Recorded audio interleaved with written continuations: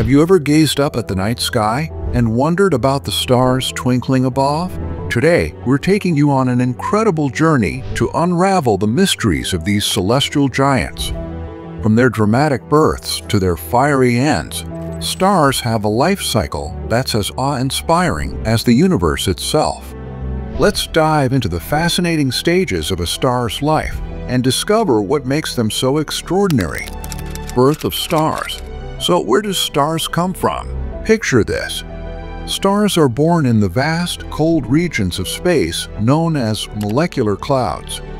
These massive clouds contain between 1,000 and 10 million times the mass of the Sun and stretch across hundreds of light years. But how do these clouds give birth to stars? Inside these clouds, gas and dust start to clump together under gravity's pull, forming high-density regions. Ever wonder what happens next? As these clumps collide and accumulate more matter, their gravitational forces grow stronger. When gravity becomes powerful enough, the clumps collapse. This collapse generates heat through friction, leading to the formation of a protostar, a baby star. And guess what? Over time, clusters of protostars can form within these molecular clouds, creating what we call stellar clusters. These regions, bursting with young stars, are often referred to as stellar nurseries. Life of stars. Now, have you ever thought about how a star's life unfolds? Once a protostar reaches the right temperature and pressure, nuclear fusion kicks in at its core. This process fuses hydrogen atoms into helium, releasing a tremendous amount of energy.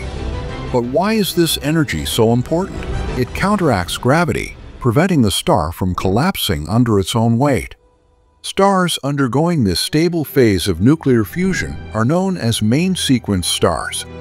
This phase is the longest and most stable in a star's life. Take our Sun, for example. It's currently in its main sequence phase and has been for about half of its expected lifespan. How fascinating is that? Curious about how long a star lives? The lifespan of a star is largely determined by its mass. Low-mass stars, like our Sun, burn their fuel slowly and can shine for billions of years. In contrast, high-mass stars burn through their fuel much faster and have shorter lifespans, often only a few million years. Massive stars need to generate more energy to counteract their gravity, leading to a quicker burn and a shorter life. The death of stars. What happens when a star reaches the end of its life? As a star ages, it eventually runs out of hydrogen fuel at its core.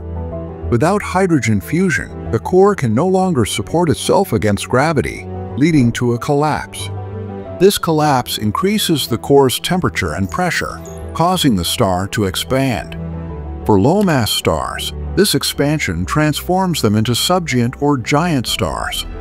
During this phase, helium in the core fuses into carbon, and the star's outer layers become unstable.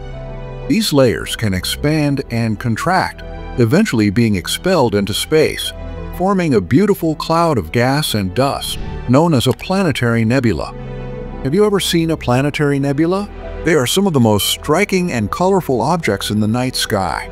High-mass stars, on the other hand, experience a more dramatic end.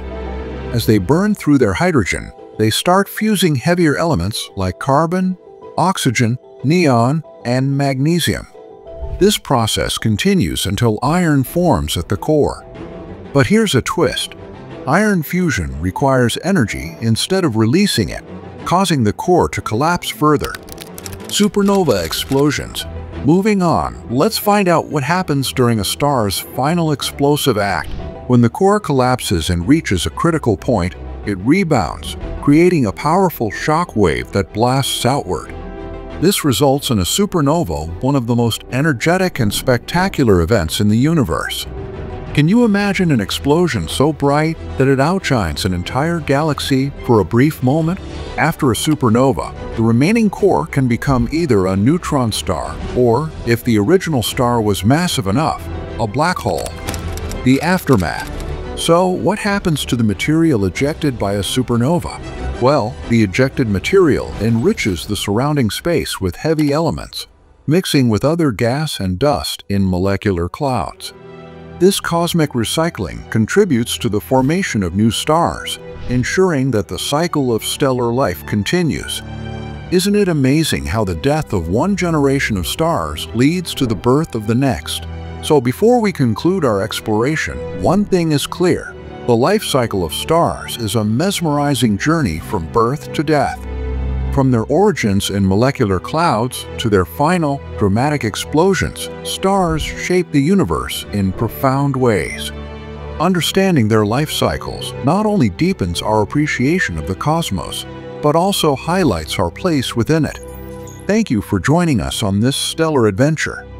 If you enjoyed this cosmic journey, be sure to like, comment, and subscribe to Mars 666 for more insights into the wonders of the universe. Until next time, keep looking up and marveling at the stars above.